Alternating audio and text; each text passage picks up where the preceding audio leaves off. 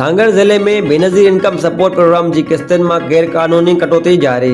सांगड़ जिले में Benazir income support programme तहत मुस्तक औरतन की किस्तन में गैर कानूनी कटौती जो सिलसिलो जारी है, जे सबब गरीब ए बेसहारो औरतन सख्त परेशानी जो शिकार थी वयूं आहिनि। इलाके वासिन मूजिब BISP डिवाइस होल्डरन ए उन्हनि जी एजेंटन पारां हर किस्त में 1000 खां 1500 रुपया नाजायज़ तौर ते कटिया वञनि था।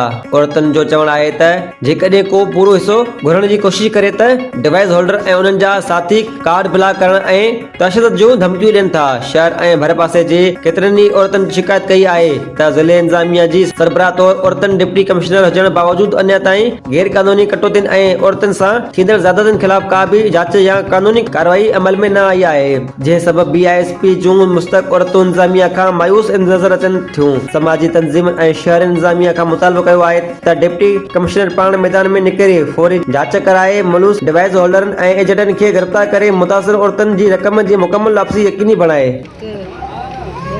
बच्चों का आठ खड़ी है कस्मा 5 6 7 8 9 10 11 12 जने ते ही धड़ाधड़ कटौती कन था पिया ऐं तव्हांखे घणा मिलिया नमा तव्हांखे 12 NIC ॾेखारियो। ही अमा जो आहे NIC जंहिंजो 12,000 रुपया ॾियनि पिया हर हिकु फीमेल खे।